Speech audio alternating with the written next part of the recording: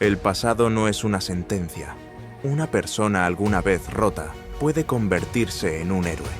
Miren esta historia inspiradora sobre la misericordia que cambia vidas. El sol vespertino derramaba su oro sobre los viñedos de Mendoza, convirtiendo cada vid en una obra de arte. Mercedes Solier paseaba cerca del antiguo mercado. Los agricultores locales, como en tiempos antiguos, desplegaban aquí sus tesoros: melocotones jugosos, peras de miel y, por supuesto, uvas. Ella amaba este lugar por su autenticidad. No había sonrisas artificiales ni brillo falso, como los que habían inundado su vida últimamente. Un guitarrista en la esquina interpretaba un tango antiguo, y el aire estaba impregnado de aromas de verdor fresco, especias y frutas maduras. Entonces lo notó. Entre los coloridos puestos, como una sombra, se movía una figura con un suéter, probablemente blanco una vez, sucio y jeans gastados. El hombre, inclinado sobre cajas de frutas no muy frescas, revisaba con cuidado los racimos de uvas. Había algo inconfundiblemente familiar en estos movimientos, una gracia especial propia de quienes comprenden el verdadero valor de la uva. Sus dedos, a pesar de la suciedad y las callosidades, tocaban los frutos con casi un reverencial temblor. Mercedes sintió que su corazón saltaba a un latido. ¿Gabriel? Su voz la traicionó, temblando con emoción. ¿Gabriel Ortiz? El hombre se quedó inmóvil. Lentamente se enderezó, y ella involuntariamente contuvo la respiración. A través de su barba de varios días y ojos cansados, se perfilaban los rasgos de quien alguna vez hizo que su corazón latiera más rápido. Aquel que 10 años atrás era la estrella de su escuela de sumilleres, un degustador genial, capaz de contar la historia de cada gota de vino con los ojos cerrados. Aquel cuya risa Mercedes aún escuchaba en sus sueños. «No me mires, por favor», susurró él, tratando de retroceder a la sombra, como un animal herido. Su voz, una vez tan segura, ahora estaba llena de dolor y vergüenza. «¡Detente!». Ella instintivamente lo agarró de la mano, sintiendo bajo sus dedos la áspera tela del sucio suéter. «¿Qué te ha pasado? Después de irte a Francia, simplemente desapareciste». Un sonido agudo de frenos estremeció el aire. Un BMW negro último modelo se detuvo junto a ellos, brillante y agresivo, como un tiburón entre peces. De él saltó un hombre, alto, bien formado, con un traje impecable, un reloj costoso y un peinado perfecto. Sus ojos parecían poder pinchar como hielo. Se acercó a Gabriel. «¿Qué te estás permitiendo?». Su voz era fría y amenazante. «¿Cómo te atreves a meterte con mi prometida?». Lo agarró, listo para empujarlo. «Pablo, basta». Mercedes se interpuso entre ellos. «Él no ha hecho nada malo». Su voz era firme pero tranquila. Puso su mano en el pecho de Pablo, empujándolo suavemente. «Es Gabriel Ortiz. Estudiamos juntos en la escuela de sumilleres». Pablo se detuvo un momento. Su mirada no dejaba a Gabriel. Luego, ostentosamente, metió las manos en los bolsillos. «¡Mi cartera!», exclamó Pablo con indignación teatral. «¡Ha robado mi cartera! ¡Llamen a la policía!». «No he robado nada», dijo Gabriel en voz baja. Su voz sonaba con dignidad, que ni la ropa sucia ni su rostro demacrado podían ocultar. De repente Mercedes notó la cartera junto al coche y se apresuró a recogerla. «Pablo, tranquilízate. Tu cartera se cayó». Pablo miró a Gabriel con desprecio, pero se quedó callado. «Perdón, Gabriel», dijo Mercedes en voz baja, en lugar de Pablo. «Supongo que debo explicarte. Pablo y yo estamos comprometidos. Por cierto, él es director financiero de la bodega de mi padre». Sus ojos se oscurecieron por un momento cuando añadió: «Muchas cosas han cambiado en estos años». Gabriel la miró en silencio mientras subían al BMW. Esa noche, Mercedes no podía dormir. El viento susurraba entre las hojas de vid fuera de su ventana en la mansión familiar, y ella seguía dando vueltas en la cama, recordando los años de estudiante. La risa alegre de Gabriel, sus ojos brillando cuando hablaba de la vinificación. «Verás, Mercedes», le decía entonces, «cada gota de vino es una historia. La historia del sol, de la tierra, de las manos humanas y del corazón». ¿Cómo había terminado en la calle? ¿Qué le había sucedido a aquel joven que podía hablar de vino durante horas? Por la mañana, Mercedes encontró a Pablo en su oficina. Estaba sentado detrás de un escritorio de madera de caoba, revisando documentos. «Amor», comenzó ella, «quiero ofrecerle trabajo a Gabriel». Pablo levantó la mirada de los papeles. Su rostro se endureció. «¿A ese vagabundo? ¿Estás bromeando?» «Fue el mejor estudiante de nuestra escuela de sumilleres», replicó Mercedes. Pablo se levantó bruscamente. «Ahora es un vagabundo que hurga en la basura. ¿Quieres que trabaje en la bodega de tu padre? ¿En la bodega que tu familia ha construido durante generaciones?» Pablo se aclaró la garganta. Siempre lo hacía antes de decir algo importante. «Además, después de nuestra boda, tu padre me entregará la bodega para administrarla, y quiero que solo trabajen aquí personas probadas». Mercedes se acercó a la ventana. Abajo, los trabajadores preparaban las vides para la nueva temporada. Su mirada se deslizó sobre el antiguo escudo de los montes en la pared, una vid que se abre paso entre la piedra. «La fuerza está en la misericordia», estaba escrito debajo. «¿Sabes?», dijo ella en voz baja, «mi padre dice que el verdadero carácter de una persona no se conoce por cómo trata a sus iguales, sino por cómo trata a quienes necesitan ayuda». Pablo se quedó inmóvil. Sabía lo importante que era la opinión de don Alejandro Montes, no solo para heredar la bodega, sino también para su boda. El viejo se aferraba a los valores tradicionales. «Papá estará feliz de saber que apoyaste mi decisión de ayudar a alguien», añadió Mercedes, tocando suavemente la mano de su prometido. «Él dice que la bondad es la mejor inversión». Pablo suspiró. «Está bien, pero si hace algo mal...». Mercedes lo besó en la mejilla, sin dejarlo terminar. «Gracias, amor». Una hora después, encontró a Gabriel en el mismo lugar cerca del mercado. Estaba sentado en una caja, mirando al suelo. La luz del sol revelaba despiadadamente los agujeros en su suéter, la barba de varios días, sus manos agrietadas. «Gabriel», lo llamó suavemente. Él se sobresaltó y se levantó apresuradamente. «Quiero ofrecerte trabajo», le extendió un sobre. «Aquí está el adelanto. Compra ropa, alquila una habitación. Necesitamos un ayudante de viñatero». «Mercedes, mírame». Su voz estaba cargada de amargura. «Mereces una mejor vida». Ella tomó sus manos. Gabriel bajó la mirada. «No conoces mi historia», y le contó cómo hace 10 años había sufrido un accidente automovilístico con sus padres. Ellos murieron instantáneamente. Él sobrevivió. Una terrible culpa carcomía su alma. Y, finalmente, lo había convertido en lo que era ahora. «Ya ni creo que pueda volver a ser como era», terminó. «Yo sí creo». Mercedes apretó su mano. «Por eso te espero el próximo lunes a las 8 en el trabajo. No llegues tarde». En una semana, justo a las 8 de la mañana, Gabriel estaba de pie junto a las puertas de la viña, con un nuevo mono de trabajo, bien afeitado, con el cabello pulcramente peinado. En sus manos sostenía un pequeño paquete. Mercedes lo recibió en la entrada. Se detuvo por un momento, impresionada por el cambio. En lugar del vagabundo sucio, ante ella estaba el Gabriel que recordaba de sus años de estudiante. Apuesto, elegante, con la cabeza erguida.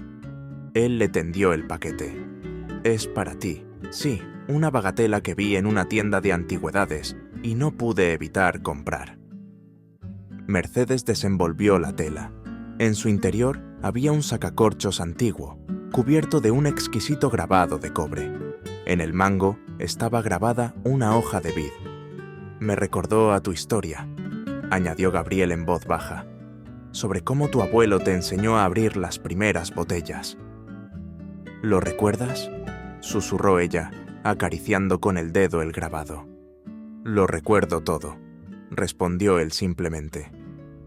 Desde la ventana de su despacho, Pablo los observaba. Sus dedos apretaron el costoso mango de la pluma tan fuerte que se quebró, salpicando de tinta los inmaculados puños. No pasó una semana antes de que Gabriel se adaptara a la viña. Sus manos parecían recordar cada movimiento. Cómo podar la vid, cómo comprobar la madurez de los racimos, cómo embotellar correctamente el vino joven. De vez en cuando, incluso los trabajadores más experimentados de la viña lo consultaban, y él compartía consejos con gusto. Mercedes y Pablo habían sido testigos de esto en más de una ocasión. ¿Qué se está permitiendo?, se enfurecía Pablo. Peor aún son las miradas que te dirige, Mercedes. ¡Para! ¡Estás siendo ridículo! Mercedes intentó sonreír, pero su corazón latía más rápido. Ya veremos, murmuró Pablo para sí mismo. En sus ojos ardía la ira. Ya veremos quién es el ridículo. Y unos días después, en los pasillos de la viña, sucedió algo importante. Gabriel la vio por primera vez, una mujer elegante con mirada fría. Su impecable traje beige y zapatos de tacón probablemente costaban más que el salario anual de un trabajador local. La rubia se movía con tanta seguridad como si fuera la dueña, no una invitada. En ese momento, Pablo salió de su despacho. Su rostro cambió instantáneamente. Los músculos de su mandíbula se tensaron, sus ojos se oscurecieron. Un movimiento brusco, y ya la sostenía del codo, y casi la empujaba a la fuerza dentro de su oficina. Desde detrás de las puertas cerradas se escuchó la voz nerviosa de Pablo. «Te dije que no vinieras durante el día. ¿No entiendes lo peligroso que es esto?»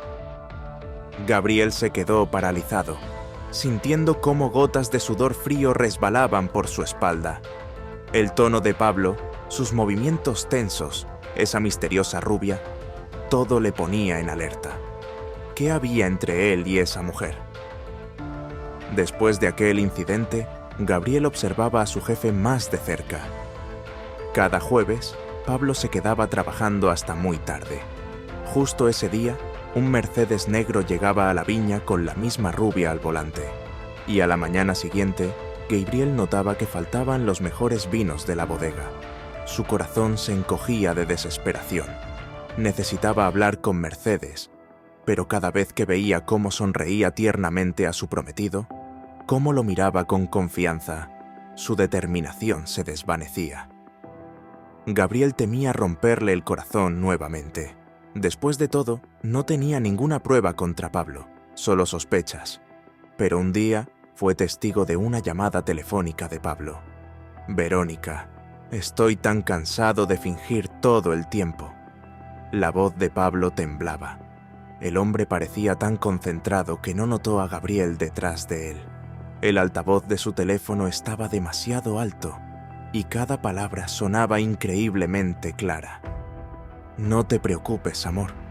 La voz femenina sonaba casi tierna. «Tan pronto como te cases con tu Mercedes y la viña sea tuya, haremos un trato que nos permitirá vivir como reyes el resto de nuestra vida. Nos escaparemos y finalmente estaremos juntos. Tu ingenua esposa ni siquiera sospechará dónde ha desaparecido la riqueza de su familia». Gabriel sintió que las náuseas le subían a la garganta. Los músculos se le tensaron, el corazón le latía frenéticamente. Instintivamente contuvo la respiración, intentando no delatar su presencia. Pero de repente le cortaron la respiración y comenzó a toser. Pablo se giró instantáneamente. Sus miradas se cruzaron. En los ojos de Pablo brilló algo feroz.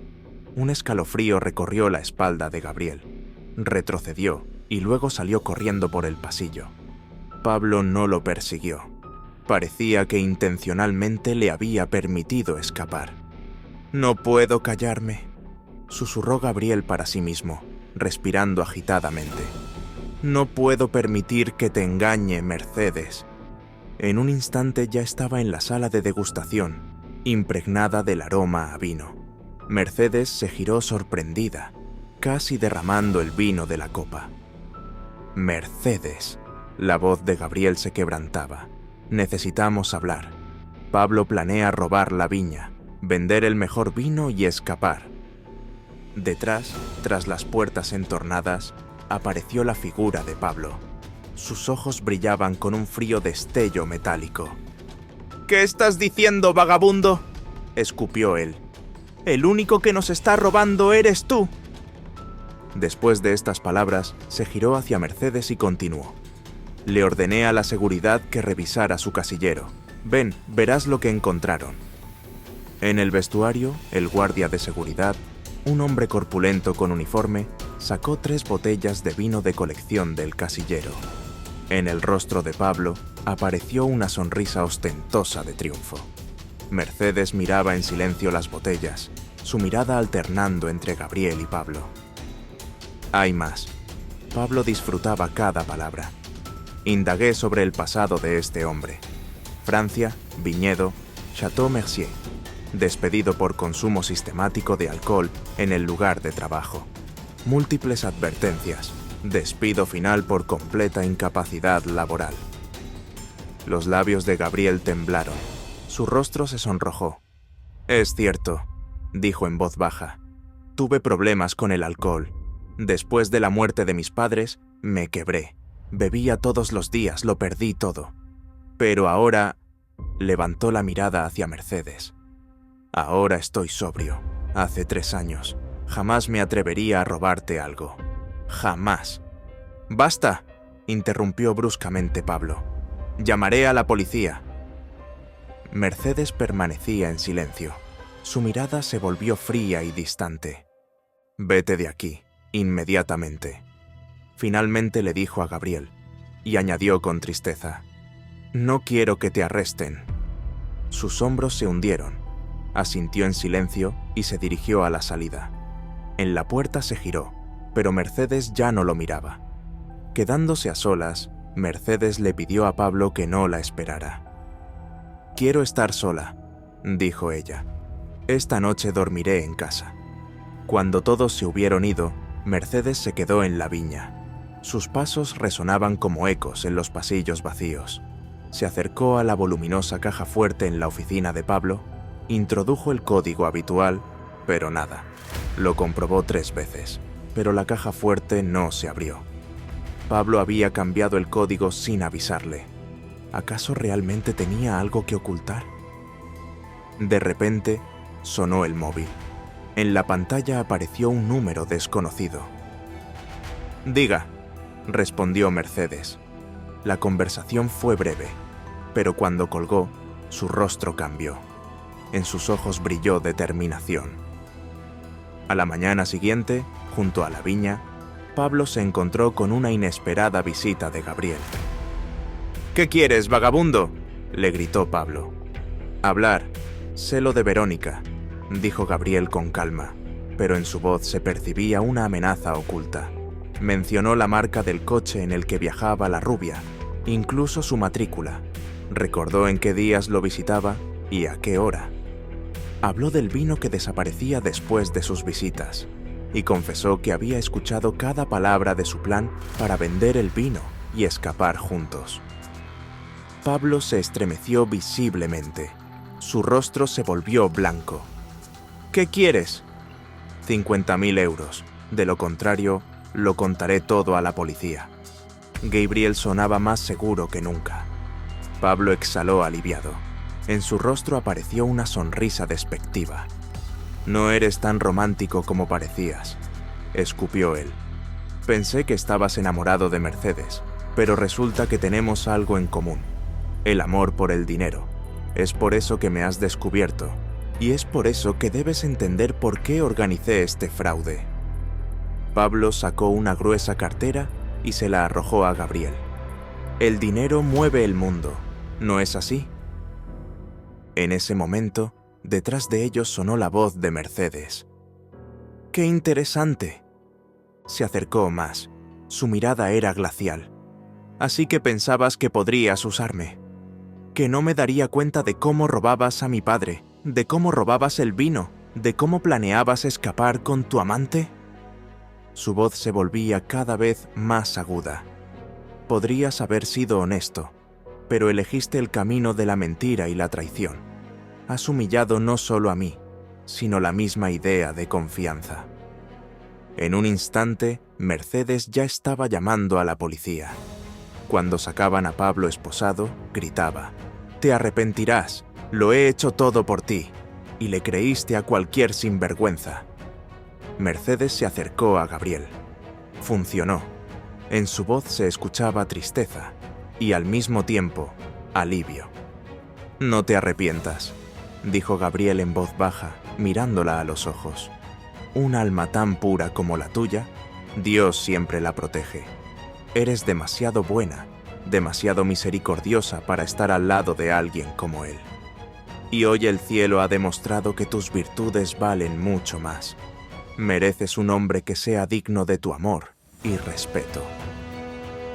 El sol se elevaba sobre los viñedos. La nueva cosecha se llenaba de jugo, prometiendo ser la mejor de los últimos años. «¿Sabes?», dijo Mercedes mirando las vides.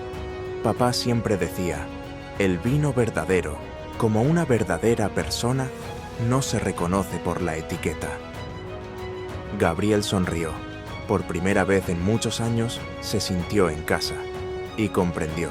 La misericordia no es solo una palabra bonita. Es una oportunidad que las personas dan cuando ven en ti no lo que te has convertido, sino lo que puedes ser. Como la uva que se transforma en vino, a través del tiempo, la paciencia y la fe.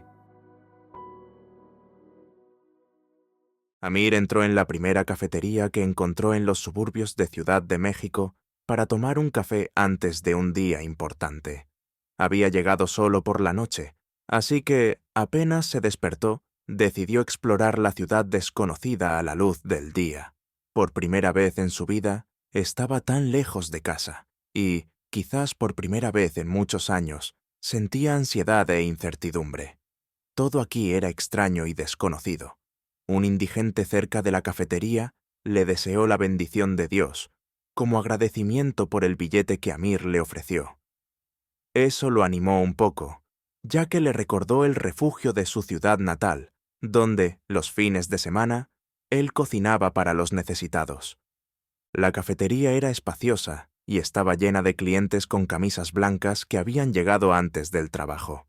El personal, lleno de energía, tomaba y entregaba los pedidos a la velocidad de la luz.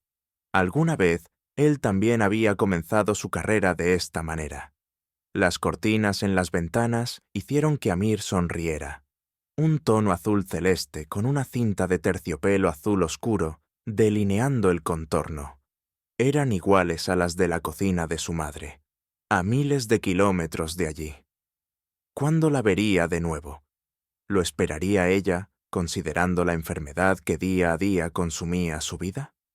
Amir no quería alejarse tanto de ella, pero su madre insistió. «En mi vida dejé pasar tantas oportunidades. Hijo, no repitas mis errores. Aprovecha cada oportunidad». Sumido en estos recuerdos, Amir finalmente llegó al mostrador. Pero justo cuando abrió la boca para hacer su pedido, un hombre alto se interpuso en su camino. Amir se disculpó mecánicamente. ¿Se había metido fuera de la cola? Sin embargo, el extraño, sin siquiera intentar entender, comenzó inmediatamente a insultar, gritar en voz alta y agitar las manos. Confundido, Amir murmuró una vez más: «Lo siento, solo quería tomar un café». Trató de comprender qué era lo que tanto le enfadaba, pero de repente, al ver la mirada pesada del hombre sobre él, lo escuchó decir entre dientes que «Este es un lugar para mexicanos, no para tunecinos. Es hora de ejercer sus derechos aquí».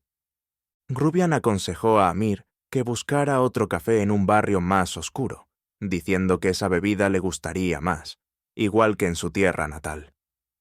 Najaba se rió con desdén de todo el café, y añadió en voz alta para que todos los visitantes pudieran escuchar que los extranjeros como Amir se llevan el trabajo de la gente local, su dinero, y algunos de los visitantes generalmente viven de la ayuda que pagan los mexicanos de sus propios bolsillos. Todos en el café guardaron silencio, sintiendo la tensión en el aire. Nadie se atrevió a intervenir. Amir tampoco quería avivar aún más el conflicto, así que, como excusa, solo dijo que vive en México legalmente. Como todos, paga impuestos y gana dinero con un trabajo honesto. Al oír estas palabras, el hombre arrebató de repente varios billetes de la mano de Amir y se los arrojó desdeñosamente a la cara. Luego, en un ataque de ira, le empujó con tanta fuerza el hombro que Amir perdió el equilibrio y cayó al suelo. Al día siguiente tuvo lugar un evento importante en el prestigioso restaurante Nubo de Ciudad de México. La presentación del nuevo chef. Todos los empleados se reunieron en la cocina, esperando la aparición de alguien que mejoraría el trabajo de la institución gracias a sus habilidades y logros. El elegido fue Amir Ben Salimán, originario de Túnez. Tenía una impecable reputación. Se había graduado en el Instituto Culinario Le Cordon Bleu y era propietario de un restaurante con estrella Michelin en París. Mientras avanzaba, el personal guardó silencio por un momento mientras escuchaba su discurso. Amir felicitó a todos y admitió que estaba muy feliz de unirse al equipo y que trabajar en la Ciudad de México suponía un verdadero desafío, incluso a nivel personal, porque es difícil competir por el primer puesto con chefs mexicanos conocidos en todo el mundo. Pidió a sus compañeros que lo llamaran simplemente Chef Amir, para no confundirlo con su apellido tunecino, y prometió que las raíces africanas aportarían una nota adicional de diversidad al equipo, ya que incluiría varios platos africanos en el menú del restaurante. Al concluir el discurso, Amir miró a la audiencia para recordar caras nuevas, y de repente notó a un hombre familiar escondido detrás de las espaldas de otros empleados. Le resultó difícil olvidar esa cara. Era el mismo rufián que se había encontrado el día anterior en la cafetería, el que lo empujó. Sin embargo, ahora Amir no vio ira o irritación en el rostro del luchador, sino confusión y conmoción. Pasaron varias horas antes de que José decidiera entrar en la oficina del nuevo jefe para disculparse por su comportamiento en el café. No solo para saludar en persona, sino sobre todo para disculparme por mi comportamiento en el café. Después de todo, esta disputa podría costarle el trabajo. José se presentó y dijo que trabajaba de sous-chef en Nubo. Inmediatamente recordó a regañadientes las malas palabras que había dicho ayer en la cafetería y comenzó a poner excusas, diciendo que todo había sido solo un desafortunado malentendido. José simplemente estaba pasando un mal día. Si tan solo hubiera sabido que Amir era su nuevo jefe, esto definitivamente no habría sucedido.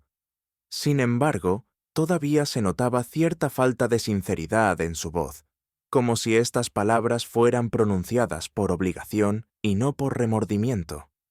Amir lo notó. Aún así, decidió que por trabajo valía la pena darle una oportunidad a la reconciliación.